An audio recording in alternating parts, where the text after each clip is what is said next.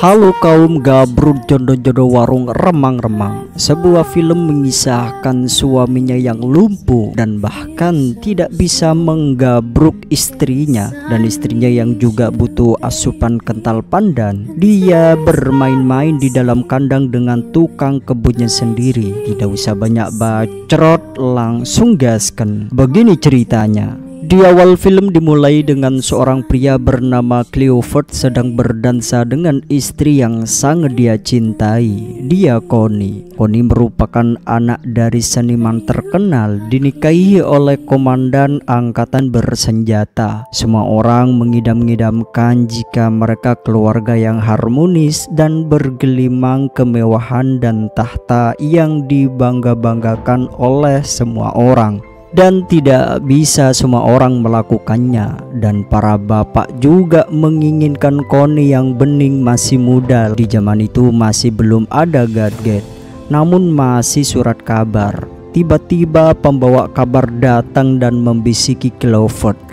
Cliff pun menghentikan laju irama dansa dan menginformasikan jika perperangan antara Inggris dan Jerman dimulai pada jam 3 sore nanti.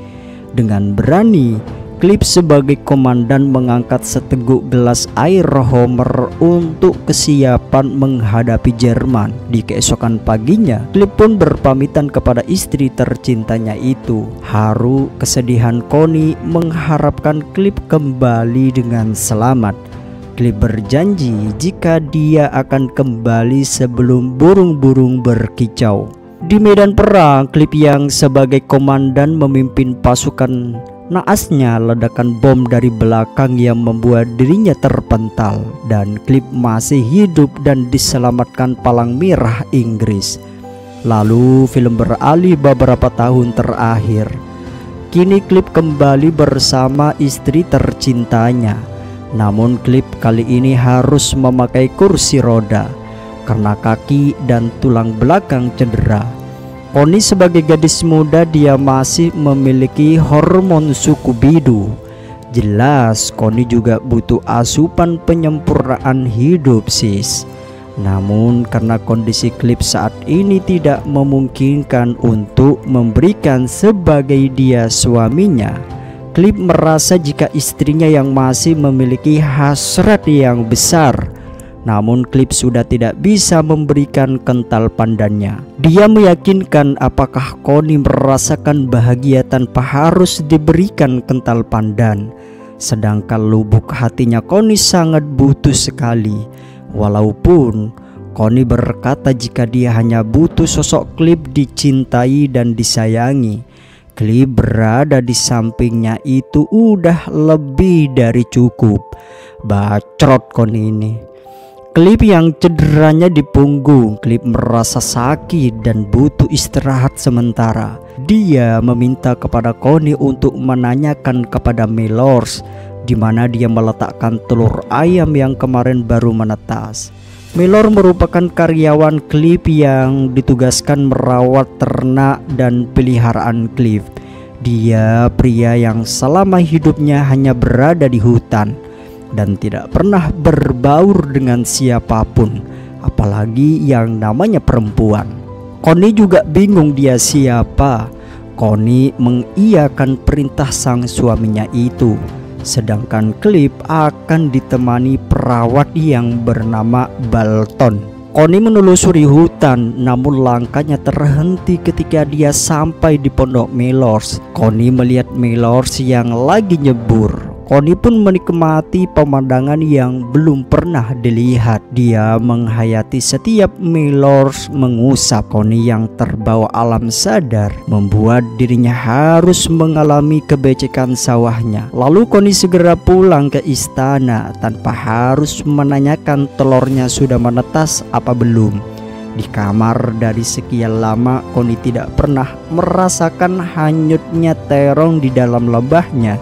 Dia pun harus berfantasi dengan senam 3 jari di lembah beceknya dan menghayati apa yang dilihat tadi sore di pondok Milors, hingga Connie harus bacrot di tangannya sendiri. Singkat cerita, di pagi harinya Connie kembali lagi. Siapa tahu kebaikan di hari itu dia dapat dan merasakan sentuhan terong yang membaluti kemarin malam. Namun sesampainya di sana, Connie dicuekin dan tidak digubris kedatangannya. Namun Connie beralasan jika dirinya melihat beberapa banyak telur yang sudah menetas. Jawaban Mellors dengan judes menjawab, lebih baik dari tahun yang lalu. Dan Connie kembali beralasan meminta kunci. Karena kesal Mellors diganggu, dia pun memarahi Connie sembari berkata, beberapa banyak bos yang aku miliki di istana ini. Connie pun pergi sambil bergemuruh hatinya. Tidak semudah itu untuk mendapatkan terong yang matang. Sedangkan di taman istana, Cliff menginginkan seorang putra untuk pewaris. Namun di saat Connie mengajaknya untuk melakukan, dia selalu menolaknya. Entah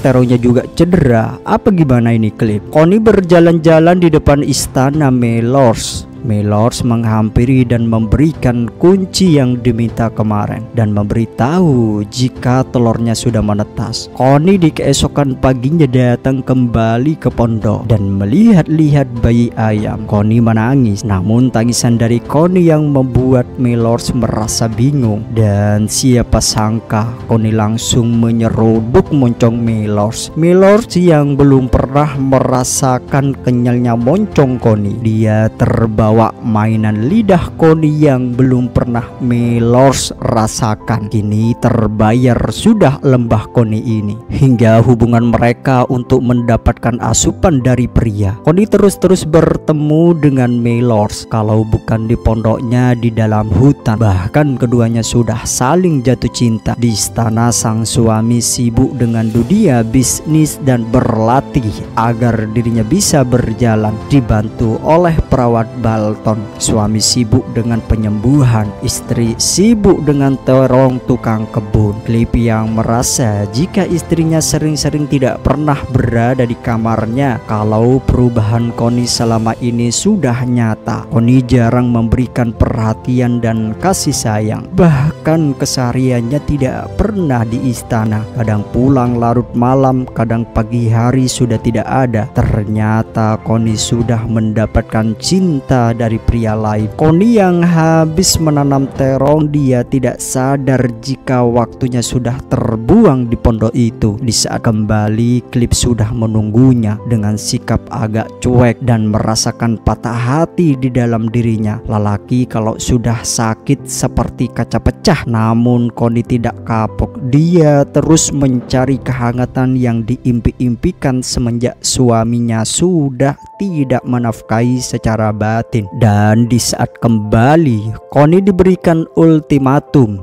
Sudah dibelikan tiket untuk dikirim kepada orang tuanya di London. Jika Cliff untuk saat ini berpikir dan ingin menjauhkan Connie dari Mellors, dan pada hari itu Connie akan berangkat ke London. Sesampainya di London, merasa dirinya galau, tidak menikmati hidupnya. Connie tidak menikmati liburannya. Dia dilema memikirkan yang terus dilayoti oleh Mellors. Bahkan surat yang datang dari Mellors pun tidak pernah dibaca. Connie selalu memikirkan Mellors. Kini Connie sudah kembali ke istana dan Connie kembali disambut oleh Cliff yang mencoba tanpa kursi roda untuk membuktikan jika Cliff sudah bisa berjalan dengan perjuangan yang selama ini diusaha. Karena Connie sudah jatuh cinta dengan Mellors, dia kembali datang ke pondok. Namun dia bertemu dengan orang lain yang posisinya sudah tergantikan. Connie bertanya kepada Cliff. Dia mengatakan jika Mellors sudah dipecat. Connie pun mencari setiap sudut kota dan akhirnya dia bertemu Cliff yang ingin pergi ke Kanada. Connie memaksakan dirinya untuk ikut bersama dan di akhir film mereka berdua akan menjalani hidup jauh dari istana di ibu kota Kanada dan film pun selesai.